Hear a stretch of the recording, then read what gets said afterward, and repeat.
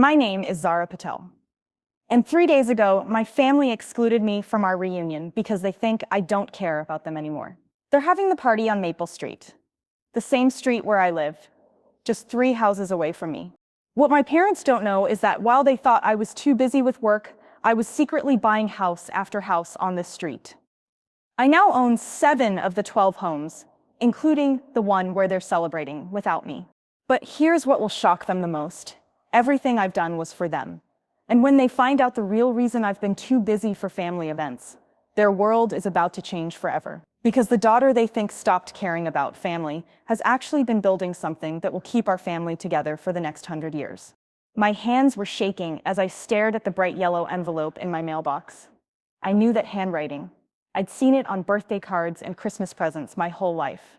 It was my cousin Lily's perfect cursive writing, the kind teachers always used as examples in school. But something was wrong. Very, very wrong. The envelope wasn't addressed to me. Instead, it said, "Current resident" in black ink, followed by my address, 1247 Maple Street, Millbrook. I ripped it open right there on the sidewalk.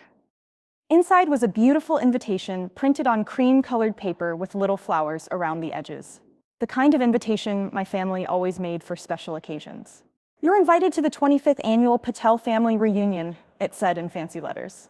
"Join us for food, fun, and family memories on Saturday, June 21st at 2 p.m. Location 243 Maple Street, Millbrook, Grandma Rose's house." My heart dropped into my stomach. The reunion was happening at Grandma Rose's old house. The same house that was just 3 doors down from where I stood. The same house where I'd spent every summer as a kid, learning to make chapati and listening to family stories. But why did my invitation say current resident? Why wasn't it addressed to me by name? I read through all the details twice. The date, the time, the address, everything looked normal, except for one terrible thing. My name was nowhere on this invitation. My phone buzzed in my pocket. A text message from my sister Emma popped up on the screen. "OMG, Zara, can't wait for the reunion this weekend. Mom's already started making her famous apple pie. Dad's tuning his guitar. It's going to be perfect." My fingers were trembling as I typed back, "Got my invitation today. Can't wait to see everyone." The 3 dots appeared immediately, showing Emma was typing. Then her response came through, and it felt like someone had punched me in the chest. "What invitation?" Mom said. "You weren't invited this year." I stared at those words until they blurred together. Not invited? After 24 years of never missing a single family reunion? After growing up at these parties? After helping plan them? After looking forward to them every single year? I called Emma right away. She picked up on the first ring. "Emma, what do you mean I'm not invited?" My voice sounded strange and high-pitched. "Oh, Zara." Emma's voice got really quiet. "I thought you knew. I thought Mom or Dad had talked to you about it." "Talked to me about what?" "They decided that, well, they said you've been too busy with your work to care about family stuff anymore. They didn't want you to feel like you had to come if you didn't really want to be there." I couldn't breathe. The words felt like they were coming from underwater, but I've never said I didn't want to be there. "I love our family reunion." "I know you do, but remember last Christmas? You had to leave early for that important business call. And you missed Cousin Jake's wedding because of work. Mom thinks you don't want to be part of the family anymore." "That's not true," I almost shouted into the phone. A neighbor walking her dog looked over at me with concern. I lowered my voice. "Emma, that's not true at all. I believe you, Zara, I really do. But you know how Mom gets when her feelings are hurt. And Dad just goes along with whatever she says to keep the peace."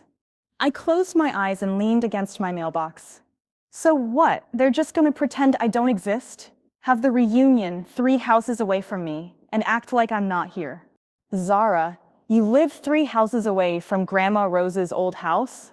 "Yeah, I bought the house at 2047 2 years ago. Remember? I thought you lived across town. You live on the same street where we're having the reunion?" "The exact same street." Emma was quiet for a long moment. "Oh, wow. This is really messed up." After we hung up, I sat down on my front steps and stared at the invitation. The paper felt expensive and smooth between my fingers. Lily had probably spent hours making these, printing each one carefully, addressing them to every family member. Every family member except me. I looked down the street toward Grandma Rose's house. I could see people moving around in the yard, probably my aunts and uncles getting ready to decorate for the party. In 3 days, my entire family would gather just 4 houses away from me. They'd eat together, laugh together, take pictures together. They'd probably talk about how sad it was that cousin Zara was too busy with work to join them. But they had no idea what I'd really been doing for the past 2 years. They had no idea why I'd been working so hard, why I'd missed some family events, why I took those important business calls. They thought I didn't care about family anymore. They were about to learn just how wrong they were. I stood up and looked at my house, my beautiful, perfectly renovated house that I'd bought specifically to be close to family. Then I looked at the other houses on the street. The ones with fresh paint and beautiful gardens, the ones where families lived who waved to me every morning. The ones that were part of something much bigger than anyone in my family could possibly imagine. They wanted to have their reunion without me. Fine. But when they found out the truth about what I owned on this street, everything was going to change. I folded the invitation and put it in my pocket. 3 days until the reunion. 3 days to decide exactly how I was going to tell them that their too busy for family daughter had actually spent the last 2 years building something incredible. Something that would change our family forever. I walked into my house and went straight to my home office. The walls were covered with maps, photos, and charts that told a story my family had never heard. A story that started 2 years ago at Grandma Rose's funeral. I pulled out a thick folder labeled Maple Street Project and spread the contents across my desk. Before and after photos of every house on the street, purchase agreements, renovation contracts, rental applications. All the proof of what I'd been building while my family thought I was ignoring them. 2 years ago, I was just Zara Patel, a 28-year-old software engineer working for someone else's company. I had a good job and money in the bank, but I felt empty inside. Like I was just going through the motions of life without any real purpose. Then Grandma Rose died, and everything changed.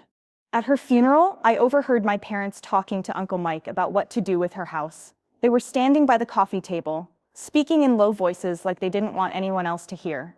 "We should sell it quickly," Mom said, stirring sugar into her tea. "The whole neighborhood is going downhill. Better to get what we can before property values drop even more." Dad nodded sadly. Rose loved this street, but it's not the same anymore. Half the houses need major repairs. The Johnsons moved out last month because their house got broken into. "It's just not safe," Uncle Mike agreed. "Better to sell to whoever will pay cash and walk away." That's when I knew exactly what I had to do. I remembered all the stories Grandma Rose used to tell me about Maple Street in the old days. How neighbors looked out for each other's kids. How people sat on their front porches every evening, talking and laughing until the streetlights came on. How Miss Harrison next door would bring over fresh cookies whenever someone was sick. "This street has good bones, Zara," Grandma Rose used to say when we'd sit on her porch swing. "The houses are solid. The location is perfect. Someday, someone who really cares will make it beautiful again." "What do you mean, good bones?" I'd ask. "I mean it has everything it needs to be special. It just needs someone to see its potential and work hard to make it happen." After the funeral, I started researching everything I could about real estate investment and neighborhood development. I spent nights and weekends learning about property values, renovation costs, and community building. I studied every house on Maple Street like I was preparing for the most important test of my life. Then I made a plan. The first house I bought was Grandma Rose's house itself. When it went up for sale 3 months after the funeral, I shocked everyone by outbidding 2 other buyers. My parents were surprised but happy that the house would stay in the family. They had no idea it was just the beginning. I used a business name for the purchase, Maple Street Holdings.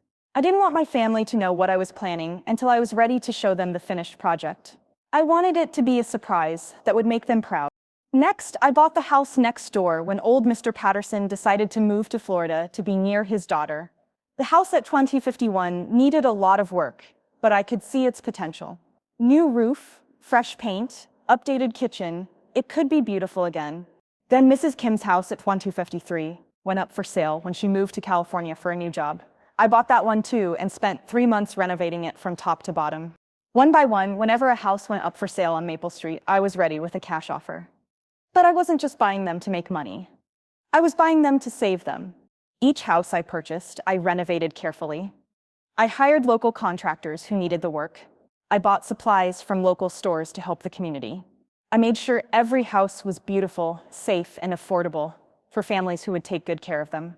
Mrs. Chen moved into 151 with her 3 kids after her divorce. She needed a safe place she could afford while she got back on her feet. I made sure her rent was low enough that she could stay as long as she needed.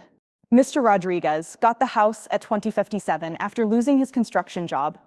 Instead of just collecting rent from him, I hired him to help me renovate the other houses. He's one of the hardest workers I've ever met.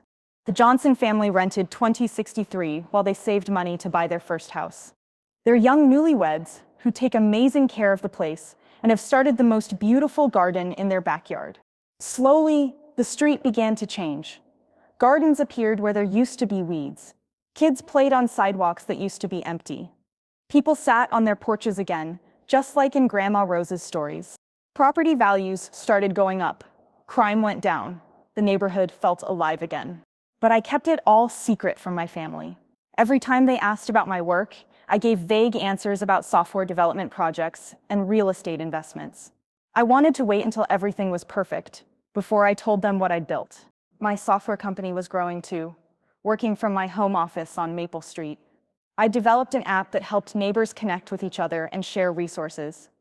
It was making enough money to fund my real estate dreams and support my growing property portfolio. Now, 2 years later, I owned 7 of the 12 houses on Maple Street. The other 5 homeowners were staying put, and they were all thrilled with how the neighborhood had improved. Property values had gone up 40%. The street was becoming exactly what Grandma Rose had always dreamed it could be. But my family didn't see any of this. They only saw me missing cousin Jake's wedding because I was meeting with contractors about a roof repair. They saw me leaving Christmas dinner early because I had an emergency call about a burst pipe at one of the rental houses. They thought I was pulling away from family. They thought work was more important to me than the people I loved. They were so completely wrong. Everything I was doing was for family. Every house I bought was an investment in our future. Every renovation was making our neighborhood stronger. Every good family I brought to the street was helping create the kind of community where our children and grandchildren could grow up safely. I'd spent 2 years and most of my savings building something that would benefit our family for generations. I'd created a place where we could have reunions for the next 50 years, where kids could play safely, where everyone would always have a home. But they were having their 25th reunion without me because they thought I didn't care. I picked up one of the before photos from my desk. It showed 143 Maple Street, Grandma Rose's house, 2 years ago. The paint was peeling, the porch was sagging, and the yard was overgrown with weeds. Then I looked at the after photo. The same house, but completely transformed. Fresh white paint, a sturdy new porch, beautiful flowers planted where the weeds used to be. It looked like something from a magazine. In 3 days, my family would gather at that house for their reunion. They'd sit on the porch I'd rebuilt, walk on the sidewalks I'd repaired, and admire the gardens I'd planted. They'd probably talk about how nice the neighborhood looked and wonder who was responsible for all the improvements. They had no idea their too busy for family daughter was the one who'd made it all possible. But they were about to find out. I couldn't sleep that night.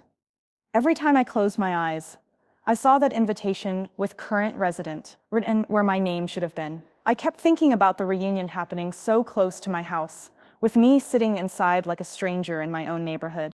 Part of me wanted to call Mom and beg her to let me come. I could apologize for missing some family events and promise to do better.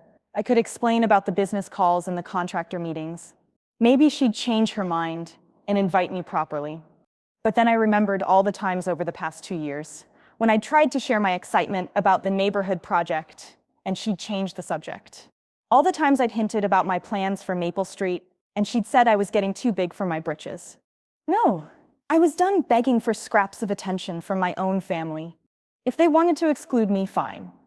But they were going to learn the truth, whether they wanted to or not. I spent the next morning walking up and down Maple Street, looking at everything I'd built with new eyes. The fresh white and yellow paint on every house.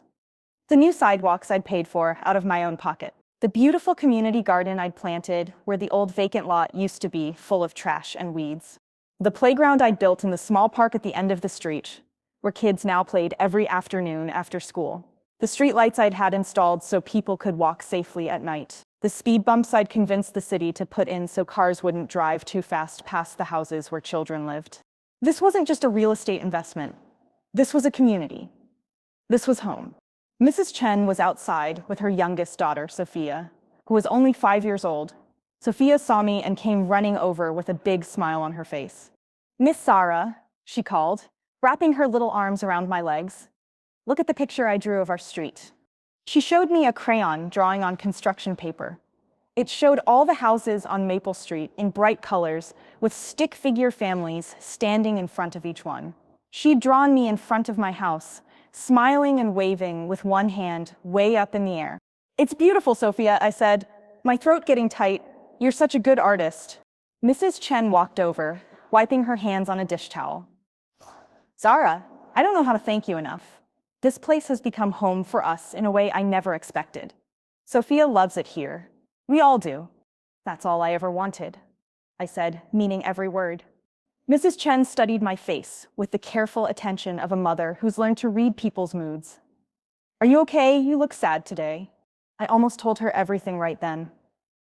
About the reunion, about my family, about how alone I felt, even though I was surrounded by this beautiful community I'd created. But I didn't want to burden her with my problems. "I'm fine," I said, which was a total lie. But Mrs. Chen was too smart to believe me. "Is this about the big party at the end of the street?" Sophia's been excited about all the decorations they've been putting up. My heart stopped. Decoration? Oh yes, they've been setting up all morning. Balloons, tables, a big banner. It looks like quite a celebration. I walked to the end of the street, and there it was. A huge banner stretched across Grandma Rose's front porch in bright blue letters. "Welcome to the Patel family reunion. 20." My family name on my street, at my grandmother's house that I now owned, for a party I wasn't invited to. That's when I made my decision. I went home and started making phone calls. First, I called my lawyer, Sarah Kim. "Sarah, I need you to prepare some documents for me. Official ones that show exactly what I own on Maple Street." "Is everything okay, Zara? You sound upset." "It will be okay. Can you have them ready by tomorrow afternoon?" "Of course." "What kind of documents do you need?" "Property deeds, purchase agreements, proof of ownership for all 7 houses. Everything that shows Maple Street Holdings is my company." "That's a lot of paperwork.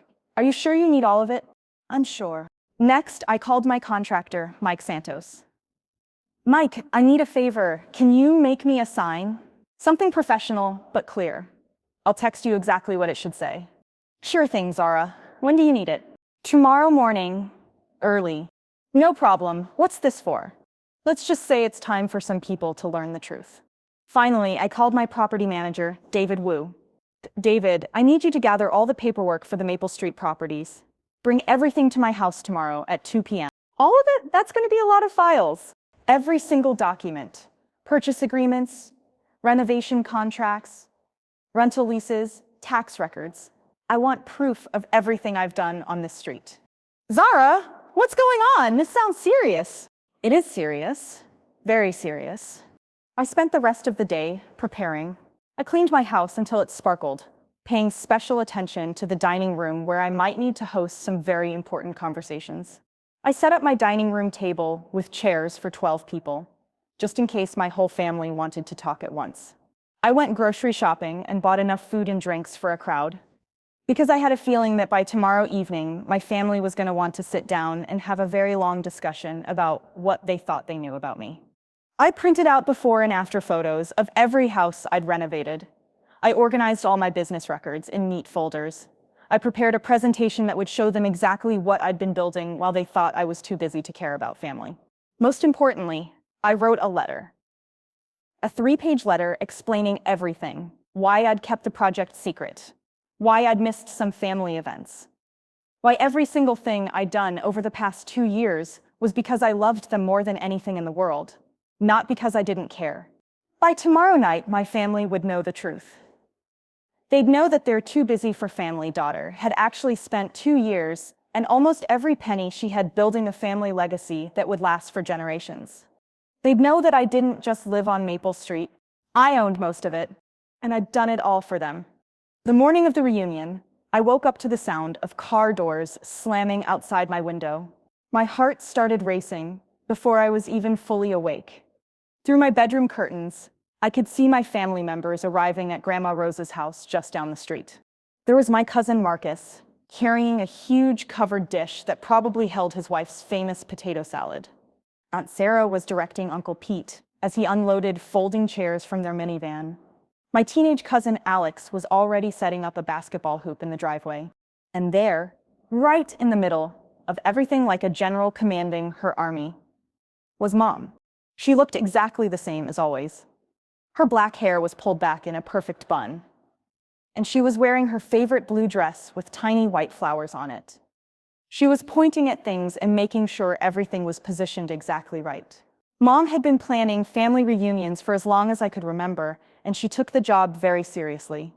Dad was there too, carrying his old guitar case and a cooler full of sodas. He had that happy, relaxed expression he always got at family gatherings. Dad was the easygoing one in our family, the one who just wanted everyone to have a good time and get along. My heart ached watching them. These were the people who had raised me, who had taught me that family was the most important thing in the world, who had brought me to 24 previous reunions without question. And now they were having number 25 without me, but not for much longer.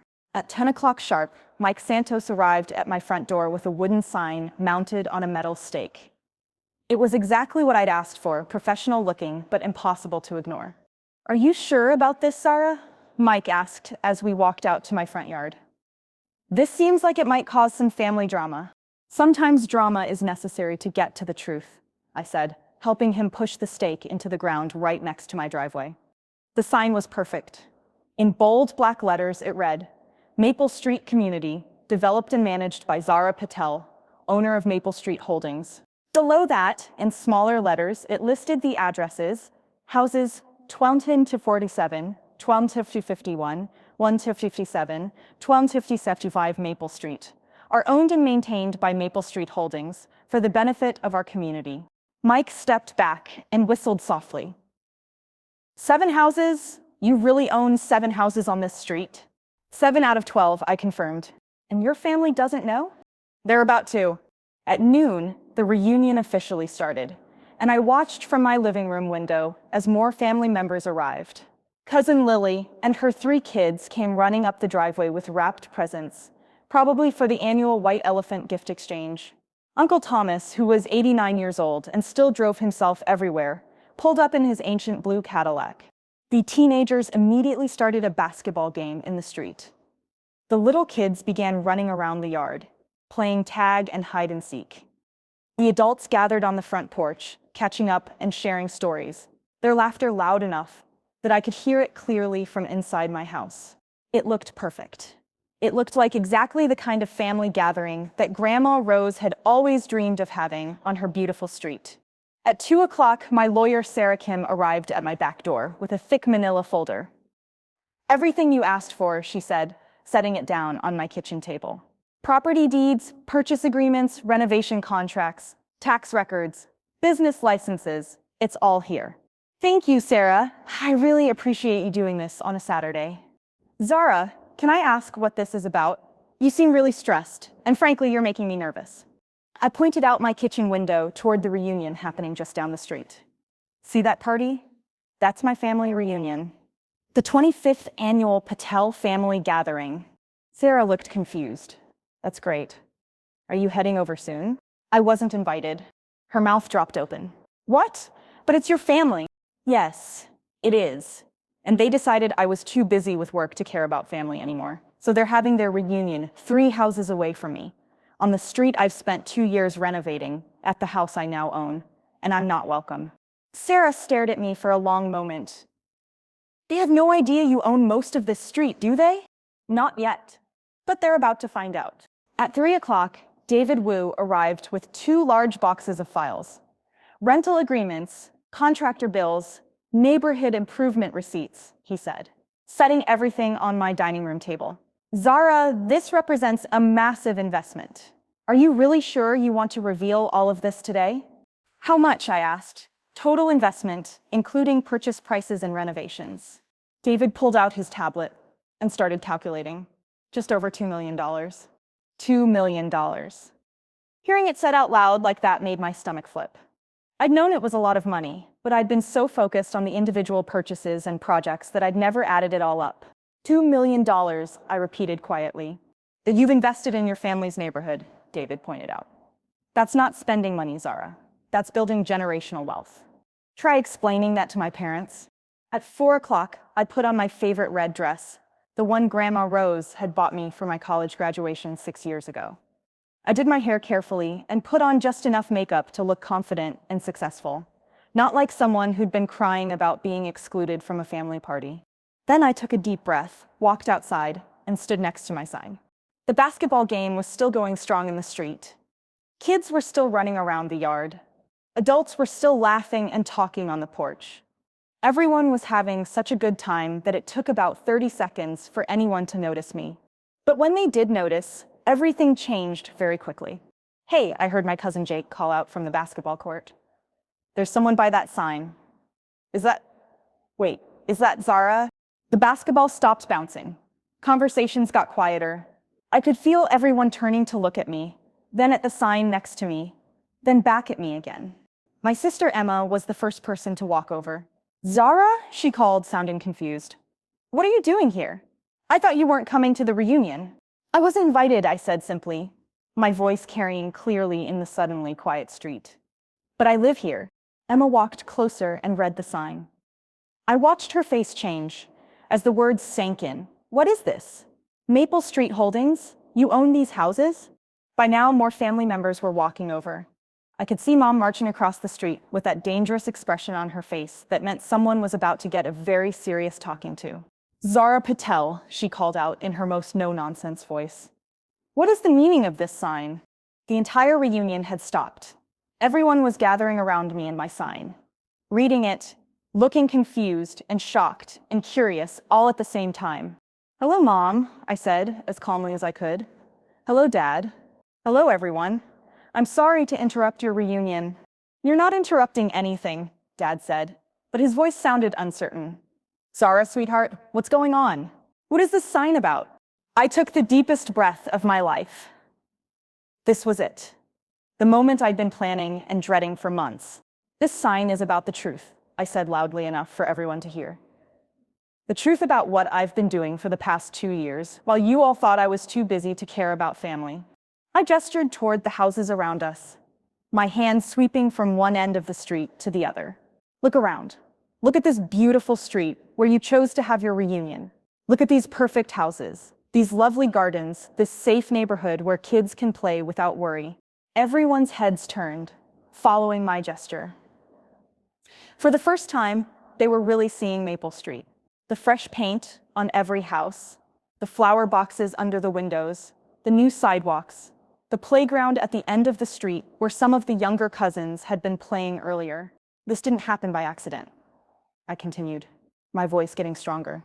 "This happened because someone who loves this family very much spent 2 years and everything she had to make it happen." Mom's face was turning red. "Zara, what are you talking about?" "I'm talking about the fact that I own 7 of the 12 houses on this street, Mom, including the one where you're having your reunion right now." The silence that followed was so complete. I could hear a dog barking 3 blocks away. Then everyone started talking at once. "You own Grandma Rose's house?" Emma's voice was barely a whisper. "I bought it right after the funeral," I said. I couldn't bear the thought of strangers living in the place where we made so many memories. "But we were there when you bought it." Uncle Pete said, his voice getting louder. "You never said anything about owning other houses." "Because I wasn't ready to tell you yet. I wanted it to be a surprise." Mom looked like she was about to explode. "Zara, this is ridiculous. You can't own half the street. You're a computer programmer who works from home." "I was a computer programmer," I corrected. "Now I'm a business owner. I run a successful software company and a real estate development company." "This is insane," said my cousin Marcus, shaking his head. "How could you buy all these houses without anyone in the family knowing?" "Because none of you were paying attention," I said. and immediately regretted how harsh it sounded. I'm sorry, I don't mean to be rude, but I tried to tell you about my work.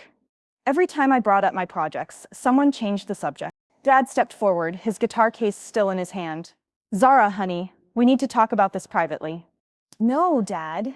We need to talk about this right here, right now, in front of everyone, because this affects everyone in our family. I pulled out my phone and showed them the before photos I'd saved. This is what Maple Street looked like 2 years ago. Broken sidewalks, peeling paint, empty houses with broken windows, an abandoned lot full of trash and weeds. I swiped to the next photo. This is what it looks like now, because I cared enough to fix it. My teenage cousin Alex was looking around with wide eyes. You really did all this? The playground too? Everything. The playground, the gardens, the sidewalk repairs, the fresh paint on every house. I hired local workers, bought supplies from local businesses, and made sure every family who moved in would be good neighbors. That's when Mrs. Chen walked over from her house with little Sophia. She looked worried about all the shouting. I'm sorry to interrupt, she said quietly, but I couldn't help overhearing. Miss Zara, are you in trouble? No, Mrs. Chen. These are my family members. Everyone. This is Mrs. Chen and her daughter Sophia. They live in the house I renovated it. Sophia waved shyly at the crowd of adults staring at her. Miss Zara built our playground, she announced proudly. The adults stared at the little girl, then back at me, like they were trying to solve a puzzle. You have tenants? Mom asked, her voice strange. I have neighbors, I corrected firmly. Good people who needed affordable housing in a safe neighborhood. People who take care of their homes and look out for each other. But why? Aunt Sarah asked, throwing her hands up. Why would you do all this in secret? Why spend so much money without telling anyone? Because I wanted to surprise you, I said, my voice cracking a little. I wanted to show you what I could build. I wanted to prove that I could take care of our family's legacy. Uncle Mike was shaking his head in disbelief. Zara, this must have cost a fortune. How did you possibly afford it? I worked hard. I saved every penny. I built a successful business, and I invested it all in something that mattered to me. But you missed Jake's wedding for work, Mom said accusingly. You left Christmas dinner early for a business call.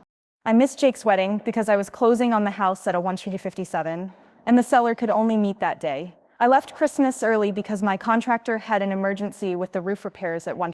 The family members looked at each other, pieces of the puzzle finally starting to click into place. Every single time you thought I was choosing work over family, I continued, my voice getting louder. I was actually working to build something for our family. A place where we could gather for the next 50 years. A street where your kids and grandkids could play safely. Emma started crying. Zara, I'm so sorry. You thought I didn't care about family anymore. But everything I did was because I cared too much. That's when Grandpa Thomas spoke up. He'd been quiet the whole time, just listening and watching from his lawn chair. At 89, he was the oldest person in our family, and when he talked, everyone listened. Zara, child, come here, he said softly. I walked over to him, my heart pounding. Grandpa Thomas had always been my favorite relative.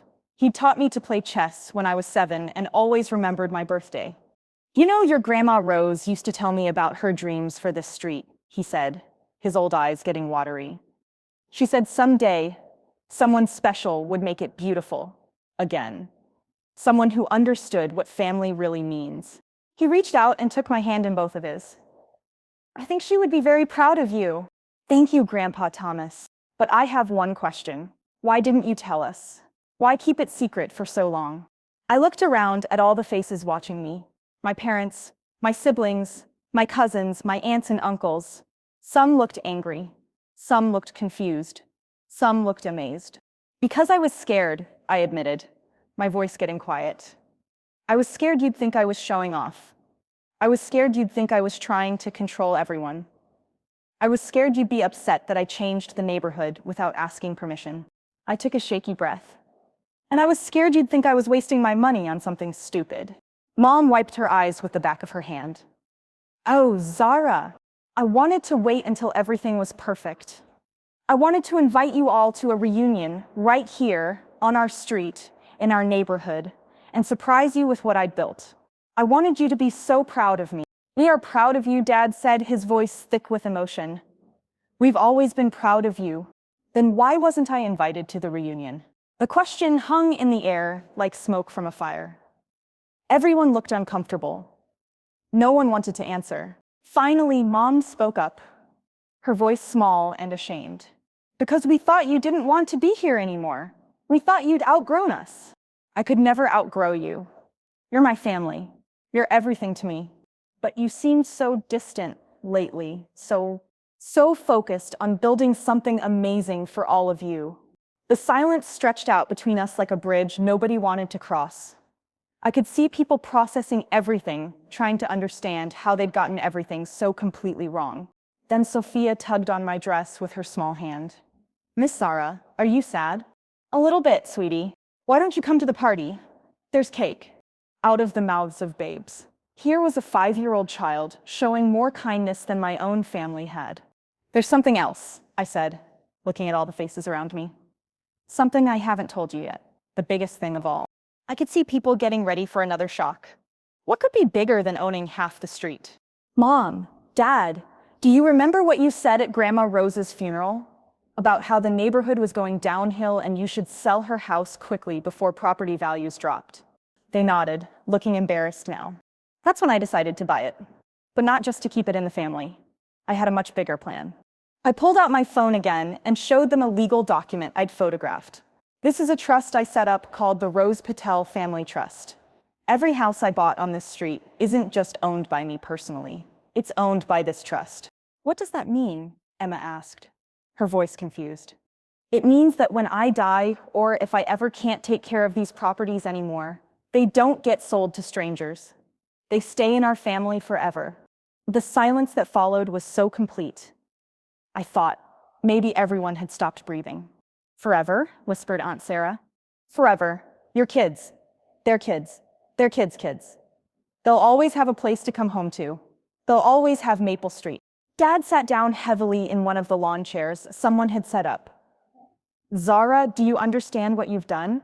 I've made sure our family will never be homeless. I've made sure there will always be a place for family reunions. I've made sure Grandma Rose's dream of a beautiful, safe neighborhood will never die. Mom was crying now. Really crying. But the money, Zara, you spent all that money on this? Not all of it. My software company is doing really well. The app I developed is being used in cities all over the country. But yes, I spent most of my savings. It was worth every penny. But what if the real estate market crashes? What if you lose everything? Then I lose everything for something that mattered. But I don't think that's going to happen. This neighborhood is only getting better every year. Uncle Pete was walking around, looking at the houses with completely new eyes. You really renovated all of these yourself? I hired contractors, but I managed every project. New roofs, new plumbing, new electrical systems, fresh paint inside and out. They're all beautiful and safe and affordable. And the families living in them, carefully chosen. Good people who needed a break and who would be good neighbors. Mrs. Chen was going through a difficult divorce and needed a safe place for her kids. Mr. Rodriguez lost his job and needed affordable rent while he got back on his feet. The Johnson family in 1263 are newlyweds saving for their first house purchase. Cousin Jake shook his head in amazement. You're like a one-woman neighborhood improvement program. I'm like a granddaughter who remembered what her grandmother taught her about taking care of people. That's when I saw him walking slowly down the street, leaning on his cane. At first, I didn't recognize the old man, but then my heart nearly stopped. It was Mr. Patterson, the original owner of the house at 251, the one who'd sold it to me and moved to Florida. Mr. Patterson? I called out, shocked. What are you doing here? He smiled and walked over to our group. I heard there was a big family party on my old street. Thought I'd drive up from Florida and see how the neighborhood was doing. But that's a 12-hour drive, worth every mile. He looked around at all the renovated houses, the beautiful gardens, the safe playground. Zara, I heard what you did. I heard you bought my old house and fixed it up for a nice family. Mrs. Chen and her kids. They're wonderful people. I also heard you bought most of the other houses too. That you've been working to make this street beautiful again. Yes, sir. Mr. Patterson nodded slowly. Your grandmother would be so proud. She used to tell me that someday someone would come along who understood what this place could be. He reached into his pocket and pulled out an envelope. Zara, I drove here today to give you this. What is it? It's the deed to 2049 Maple Street. My nephew's house. He's been wanting to sell it and move to California to be near his daughter.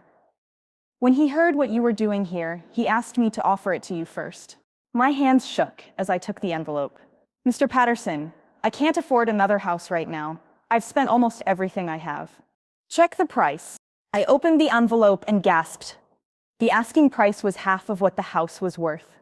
He wants to be part of what you're building here, Mr. Patterson explained. He wants his family's house to be part of the trust that keeps families together. I started crying. Not just tears, but full-on sobbing. 2 years of working alone, of keeping secrets, of feeling like my family thought I didn't care about them, and now this stranger was offering to help me continue the dream. Mom came over and put her arms around me. Zara, I'm so sorry. I'm so sorry. We didn't understand. I'm sorry too, I said through my tears. I should have told you what I was doing from the beginning. No, said Grandpa Thomas firmly. You did it exactly right. You had a vision, and you made it happen. That takes real courage. Emma hugged me from the other side. So, what happens now? I wiped my eyes and looked around at my family, at the beautiful street, at the community I'd built. Now we have a reunion, I said with a smile. A real one, all of us together. But we excluded you, Mom said, her voice full of shame. We don't deserve to celebrate with you after what we did. You're my family, I said simply. Family forgives each other. Family takes care of each other. Family sticks together no matter what. Dad picked up his guitar case. Then let's have the best reunion we've ever had. Sophia clapped her hands. Can we have cake now? And that's exactly what we did. The next few hours were magical in a way I'd never experienced before. Instead of having the reunion at just one house, we spread it across the entire street. Mrs. Chen brought out homemade dumplings to share with everyone. Mr. Rodriguez set up a speaker system so Dad's guitar playing could be heard by all the neighbors. The Johnson family contributed fresh bread from the bakery where they both worked. It wasn't just a Patel family reunion anymore. It was a Maple Street community celebration. Kids ran back and forth between yards, playing games and showing off their favorite spots. The teenagers taught the adults a new card game they'd learned at school. The elderly family members sat in the shade and told stories about the old days, while the neighbors listened and shared their own memories. This is what Grandma Rose always wanted, I told Mom as we watched 3 generations of our family mixed in with the neighborhood families. She wanted this street to be alive with people who cared about each other. I'm starting to understand that, Mom said. But Zara, I have to ask, what happens now? With all of this, what's your plan going forward? I want to expand it. There are other neighborhoods in other towns that need what I did here. I want to help more families, create more communities like this one. That sounds expensive. My software company is growing fast. The Neighborhood Connection app is being used in over 50 cities now. I think I can make this work on a much bigger scale. Dad joined our conversation, still holding his guitar. Zara, I have to tell you something. I've been proud of you your whole life, but today I'm proud in a different way. What do you mean, Dad? I'm proud that you're my daughter. I'm proud that you saw a problem and fixed it. I'm proud that you cared enough about family to risk everything for us. I'm proud that you didn't give up on us, even when we gave up on you, Mom added, her voice thick with emotion. You didn't give up on me. You just misunderstood what I was doing. No, Mom said firmly. We gave up on you. We decided you were too successful, too busy, too important to want to be part of our little family gatherings. We should have tried harder to understand what you were really doing. And we should have trusted you more, Dad said. We should have known that our daughter, who used to cry when she accidentally stepped on ants, would never really abandon her family. As the sun started to set, people began setting up lights for the evening celebration. Solar lights appeared along the sidewalks. Lights I'd installed months ago, but never told anyone about. String lights went up between the trees. Candles were lit on tables. Maple Street looked like something from a fairy tale, and I had made it all happen. But as I watched my family and neighbors celebrating together under the twinkling lights, I realized I hadn't done it alone. Every person here had played a part in making this dream come true. Mrs. Chen, with her kindness and trust. Mr. Rodriguez, with his hard work and loyalty. The Johnson family, with their care for their rental house. Even Mr. Patterson, driving 12 hours from Florida to offer me another piece of the puzzle. Speech, someone called out from the crowd. Zara should give a speech. No speeches, I said quickly, feeling my face turn red. This isn't about me. Yes, it is, said Grandpa Thomas from his lawn chair. This is absolutely about you. You made this happen. You brought us all together. You deserve to say something. Everyone started clapping and calling for a speech. Even little Sophia was jumping up and down, chanting, "Speech, speech," in her tiny voice. I looked around at all the faces watching me. My family members, my neighbors, all mixed together like we'd been one big community forever. Okay, I said, my voice shaking a little. I guess I do have something to say. The crowd got quiet, and I could hear my heart beating in my ears. 2 years ago, I was just one person with a dream. I dreamed of a place where families could gather forever, where kids could play safely in their own neighborhood, where neighbors looked out for each other, where no one ever had to worry about being forgotten or left behind. I paused, looking at Mom and Dad. I kept this secret for so long because I was scared it might not work. I was scared I might fail. I was scared you might think I was crazy for spending so much money on old houses. We think you're crazy, called out Cousin Marcus with a grin. Crazy awesome. Everyone laughed, and I felt the last of my nervousness disappear. But today I learned something important. I learned that the best dreams aren't the ones you keep secret. They're the ones you share with the people you love. I looked at Mom and Dad again. I'm sorry I kept this from you. I'm sorry I made you think I didn't care about family. Everything I did was because I love you all so much. We're sorry too, Mom said, wiping her eyes. We should have trusted you more. And I'm sorry we didn't invite you to the reunion, Dad added. That was our biggest mistake. Actually, I said, with a smile, that turned out to be the best thing that could have happened. Because now we're not just having a family reunion. We're having a community celebration. We're all together, family and neighbors, exactly the way Grandma Rose would have wanted it. Mrs. Chen stepped forward. Miss Zara, can I say something? Of course. 6 months ago, my children and I had nowhere safe to go. We were scared and alone after my divorce. Then you gave us not just a home, but a family. She gestured to everyone around us. Look at Sophia. She's never been happier. She has a safe place to play, good neighbors who watch out for her, and now she has this big extended family too. Little Sophia ran up and hugged my legs again. Miss Sarah, are you happy now? I'm very happy, sweetie. Good. Can we have cake now? Everyone laughed, and someone went to get the cake that Aunt Sarah had made. As people started spreading out again, getting food and drinks, I felt a warm hand on my shoulder. It was Mr. Patterson. Zara, I have one more thing to tell you. What's that? I've been talking to some of the other original homeowners from this street. The ones who sold their houses and moved away over the years. Word has gotten out about what you've done here. Oh no, are they angry that I changed their old neighborhood? Angry? Child. They're amazed.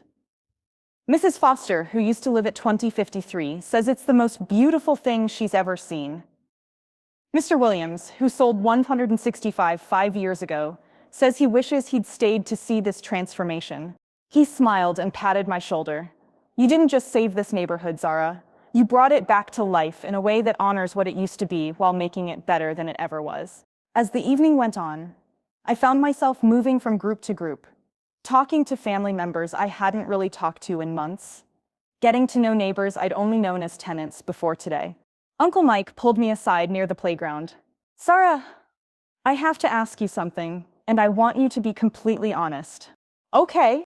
Are you happy? Really, truly happy? Because this is a lot of responsibility you've taken on. A lot of pressure. A lot of financial risk. I thought about his question seriously. Uncle Mike, for the past 2 years, I've been happier than I've ever been in my life. Yes, it's a lot of work. Yes, it's expensive. Yes, it's risky. But every morning when I wake up and look out my window at this street, at these families, at this community. I know I'm exactly where I'm supposed to be. And you're not lonely, living by yourself in that big house?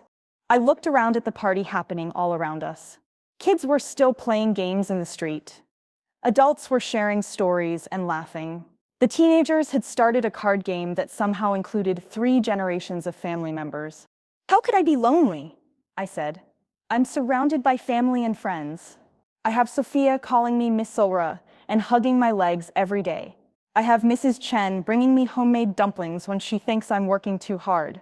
I have Mr. Rodriguez teaching me how to fix leaky faucets. I have a whole street full of people who care about me. And you have us, Emma said, joining our conversation. Your actual family who love you and are so proud of what you've accomplished. Even if we're terrible at showing it sometimes, Mom added, appearing with a piece of cake for me. As the night got later, people started talking about heading home. But nobody seemed to want the party to end. The neighbors went to their own houses, but they left their porch lights on and their windows open so we could all still hear the music and laughter floating through the air. The extended family members who lived out of town started making plans for where they'd stay the night. Usually, they'd all get hotel rooms or drive home late. But tonight was different. Zara, said Aunt Sarah, do you have room for a few people to stay over? Of course. I have 4 spare bedrooms that never get used. And I can take some people too, offered Mrs. Chen from her front porch. We have a pull-out couch, called Mr. Rodriguez from across the street. Before I knew it, we had sleeping arrangements for everyone who wanted to stay. The reunion was turning into a weekend-long celebration. As we were cleaning up the last of the party supplies, Dad came over to me with his guitar still in his hands. Zara, I need to apologize to you properly.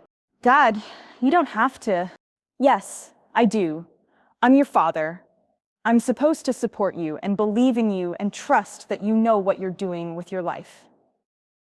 Instead, I let your mother convince me that you were pulling away from the family, and I went along with excluding you from the reunion. His voice got thick with emotion. That was the worst decision I've ever made.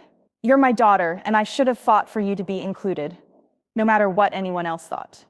Dad, it's okay. Everything worked out for the best. No, it's not okay. And I promise you, nothing like this will ever happen again. From now on, you're not just invited to every family gathering, you're going to help plan them. I'd like that.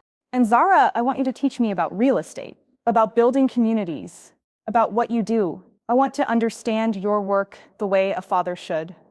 That made me cry again. Happy tears this time. I'd love to teach you, Dad. As people started settling in for the night, I walked slowly down Maple Street one more time. Every house was glowing with warm light. Every yard had people in it. My family, my neighbors, all mixed together like they'd been meant to be together all along. This was what I'd been building toward for 2 years. Not just a real estate portfolio or a successful business or even a beautiful neighborhood. I'd been building a home, a real home, where everyone belonged and no one was ever left out. I sat down on the front steps of Grandma Rose's house and looked up at the stars.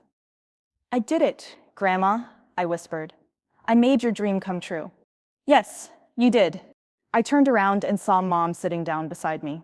I'd been thinking about what you said earlier, she continued, about how everything you did was because you love us. It's true, I know it is. And I've been thinking about why that was so hard for me to believe. Why? Because I was jealous. Jealous? Of what? Of your success, of your independence, of the fact that you didn't seem to need us anymore. Mom wiped her eyes. When you were little, you needed me for everything. You'd cry if I left you with a babysitter. You'd climb into our bed during thunderstorms. You'd ask me to help you with your homework even when you already knew the answers. I remember. And then you grew up and became this amazing, successful woman who could buy houses and start companies and solve problems all by herself. I thought I wasn't important to you anymore. Mom, you'll always be important to me. I know that now, but it took seeing what you built here to understand that just because you don't need me to take care of you doesn't mean you don't love me. We sat in comfortable silence for a while, listening to the sounds of our family settling in for the night in houses all up and down the street. Sarah, I have a confession to make. What? I drove by your house a few times over the past year. I saw the renovations happening, the new families moving in, the improvements to the street. I was curious about what was going on. Why didn't you stop and ask? Because I was stubborn. I had decided you were too busy for family, and I didn't want to admit I might be wrong. She laughed at herself. Your father always says my stubbornness is going to be the death of me. It's also one of the things I inherited from you. That's how I had the determination to buy all these houses and see this project through. That's true. I guess stubbornness isn't always a bad thing. Not when you use it for good. Mom stood up and stretched. I should let you get some rest. Tomorrow, we'll start planning how to make this reunion an annual event right here on Maple Street. I'd love that. And Zara, next year, you're in charge of the planning committee. As she walked toward the house, I called after her. Mom? Yes. I love you. I love you too, sweetheart. More than you'll ever know. I stayed outside for a few more minutes, looking at my street, my houses, my community. Tomorrow, there would be work to do. Properties to manage, tenants to check on, family members to help with their new plans. But tonight, I was exactly where I belonged, surrounded by the people I loved, in the place I'd created for all of us. 3 months later, I was sitting in my home office when my phone rang. It was Sarah Kim, my lawyer, and she sounded excited. Zara, you need to come to my office right away. There's something incredible we need to discuss about the Rose Patel Family Trust. Is something wrong? Are there legal problems? Nothing's wrong. Just come in. And bring your family if you can. I called Mom, Dad, and Emma, and we all met at Sarah's law office that afternoon. She had multiple stacks of papers on her desk and a look on her face. I couldn't read. Zara, do you remember Mr. Patterson giving you that deed to 129? Of course. I bought it last month. It's been a great addition to the trust. Well, there have been some developments. Several amazing developments, actually. She opened the first folder. Yesterday, I received a call from Mrs. Foster, the woman who used to own 253 Maple Street before you bought it. She wants to make a substantial donation to your family trust. A donation? She's offering to pay for the complete renovation of 2049 Maple Street. She says seeing what you've done with her old house has made her happier than she's been in years. And she wants to invest in your vision. I stared at Sarah in shock. She wants to give me money? Not give, invest. She wants to be a silent partner in your community building project. She believes in what you're doing. Sarah opened the second folder. Then I got a call from Mr. Williams, who used to own 2065. Same thing, he wants to contribute money for neighborhood improvements. New playground equipment, better lighting, maybe a community garden. This is incredible. It gets better. Mrs. Henderson, who sold 2059 3 years ago, heard about your project through the former homeowners network that's apparently formed. She's offering to sell you the house she bought in Florida and move back to Millbrook. She wants to live near the community she helped create by selling you her old house. Dad shook his head in amazement. Word is really spreading. That's just the beginning, Sarah continued, opening a third folder. I've gotten calls from real estate agents in 6 different towns. They have clients who heard about the Maple Street project and want to hire you to do something similar in their neighborhoods. People want to hire me. Zara, you've accidentally started a movement. People are calling it community-centered development or generational neighborhood planning. You're getting requests from families who want to preserve their family neighborhoods, from investors who want to support community building, from small towns that want to revitalize their historic districts. Emma grabbed my hand. Zara, do you realize what this means? It means I'm going to be very busy. It means you're going to be able to help hundreds of families, Mom said. It means your grandmother's dream is going to spread to communities all over the country. Sarah opened a fourth folder, the thickest one yet. There's more. This morning, I got a call from a producer at a national morning show. They want to feature your story on television, and a publisher contacted me about a possible book deal. They want you to write about community-centered development. Oh no, I don't want to be famous. Sarah, think about it, Dad said. If people see your story on TV, maybe other families will try similar projects. Maybe other grandchildren will work to preserve their family neighborhoods before it's too late. Maybe other families won't exclude their kids from reunions because they don't understand what they're working on, Mom added with a smile. I thought about it for a minute. The whole point of keeping the project secret had been to surprise my family. Now that they knew everything, maybe it was time to share the story more widely. Okay, I said. I'll do the TV interview. There's one condition, Sarah said. They want to interview your family too. They want to tell the complete story, including the part about the reunion and how everything was revealed. Oh, great. So the whole country will know we excluded our own daughter from a family gathering, Mom said, but she was laughing. We're going to look like terrible parents on national television. You're going to look like human parents who made a mistake and learned from it, I said. That's the best kind. 2 weeks later, the TV interview aired. The segment was called The Reunion That Changed Everything: How One Woman Built a Forever Family Home. The producers had done a beautiful job telling the story, interviewing me about the business side and my parents about the family side. But the part that made me cry was when they interviewed Mrs. Chen and Sophia. Miss Sarah saved us, Sophia had told the reporter with complete seriousness. She gave us a home where I can play outside and my mom doesn't worry about bad people. Mrs. Chen had said, Zara didn't just give us affordable housing, she gave us a community. She gave us neighbors who care about each other like family. She gave my children a place where they can grow up feeling safe and loved. The segment also included interviews with Mr. Rodriguez, the Johnson family, and Mr. Patterson, who had driven back from Florida just to be on television. What Sarah Patel has accomplished is extraordinary, Mr. Patterson said on camera. She took a dying neighborhood and brought it back to life. But more than that, she created something that will last for generations. Those houses will stay in her family forever, and families will gather on that street for the next 100 years. Within hours of the show airing, my phone started ringing constantly. Families wanted advice on how to preserve their own neighborhoods. Real estate investors wanted to partner with me on similar projects. Town councils wanted me to consult on community development initiatives. But the call that surprised me most came from a family in Oregon. Miss Patel, my name is Jennifer Kim. I saw your story on TV this morning, and I started crying. My grandmother's house is about to be sold, and our family is scattered all over the country. After seeing what you did, I think we can do something similar. Would you help us? That phone call led to my first consulting project outside of Millbrook. Then came a family in Texas, then one in North Carolina, then one in Montana. Within 6 months, I had helped families in 12 different states start their own community preservation projects. I hired a small team to help manage the growing business. Sarah Kim became my full-time lawyer, specializing in family trust creation.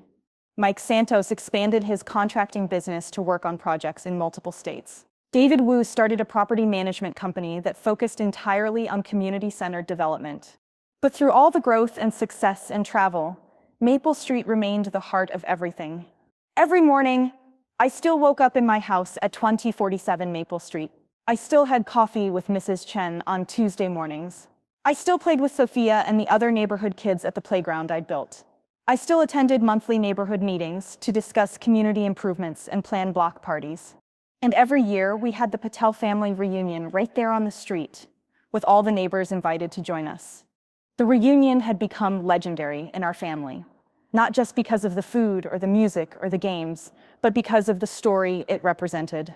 The story of how love and determination can transform a neighborhood. The story of how family isn't just about blood relationships. It's about the people who choose to take care of each other. On the 3rd anniversary of that first reunion, the one I almost wasn't invited to, I stood in the middle of Maple Street and looked around at everything we'd built together. All 12 houses on the street were now part of the Rose Patel Family Trust. The original homeowners who had stayed were thrilled to be part of the project and had officially joined the trust. The new families I'd brought in had become like extended family to all of us. Uncle Pete was teaching Sophia and her little brother how to garden in his front yard. Emma and her fiancé were renovating the apartment above the garage at 12061, getting ready to get married next spring and start their own family right here on Maple Street. Cousin Lily had bought a house 3 streets over and visited almost every day with her kids. Mom and Dad had officially moved into Grandma Rose's house, 2043 Maple Street, to be closer to the growing family community and to help manage all the activities that happened on our street. Zara, Mom called out from the front porch. Dinner's ready. It was Sunday, which meant family dinner for whoever could make it. Tonight, We'd have 28 people around the extended tables we'd set up in the backyard, including family members, neighbors, and some out-of-town visitors who'd come to see the famous Maple Street project.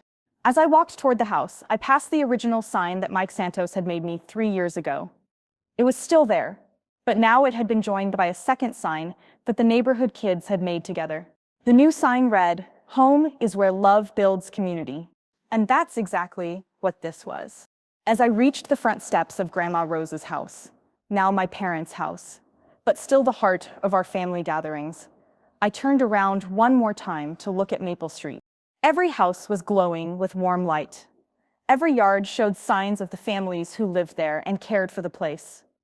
The street that had once been dying was now more alive than it had ever been in its history. But the most beautiful part wasn't the houses or the gardens, or even the playground where children's laughter echoed every afternoon. It was the sound of home. The sound of family, the sound of people who chose to love and take care of each other. I opened the front door and walked inside, where my family was waiting for me around the dinner table. Mom had made her famous apple pie, the same recipe Grandma Rose had taught her 40 years ago. Dad was tuning his guitar for after-dinner music. Emma was telling a story that had everyone laughing so hard they could barely breathe. And there in the seat next to mine was a small wrapped package with my name on it. "What's this?" I asked. "Open it," Sophia said, bouncing in her chair. "It's from all of us." I unwrapped the package carefully. Inside was a small wooden plaque, obviously handmade with love. It read, "To Zara Patel, who proved that the best way to take care of your family is to take care of everyone." I looked around the table at all the faces watching me. My parents, my siblings, my extended family, my neighbors who had become family, the children who called me Miss Zara and still hugged my legs every day. 3 years ago, I had been just one person with a secret dream and a plan nobody understood. Now I was surrounded by the community I'd built, the family I'd brought together, and the love that had made it all possible. "Thank you," I said, my voice thick with emotion. "All of you, for everything." "Thank you," Mom said back, "for not giving up on us, even when we gave up on you. For building something beautiful that will last forever," Dad added. "For saving our neighborhood," said Mrs. Chen. "For making dreams come true," whispered Sophia. And as we held hands around the table to say grace before dinner, I realized that I had achieved something I never could have planned for. I hadn't just saved a neighborhood or preserved family property or built a successful business. I had created a place where no one would ever be excluded from the reunion again, where everyone belonged, where love lived in every house, on every street, in every heart. This was home. This was family. This was everything Grandma Rose had dreamed of and more, and it would last forever. I hope Zara's story touched your heart and reminded you that love sometimes works in mysterious ways. Family isn't always perfect, but it's always worth fighting for. Where are you listening from today? Drop your city or country in the comments below. I love connecting with our amazing community from around the world. If this story made you smile, cry, or believe in the power of family, please hit that like button to spread some kindness. And don't forget to subscribe so you never miss these heartwarming stories that remind us what really matters in life. Speaking of stories that will warm your heart, click on the video appearing on your screen right now for another incredible tale of love, family, and second chances. Trust me, you won't want to miss it. Until next time, remember, sometimes the biggest gestures of love happen in secret, just waiting for the perfect moment to be revealed.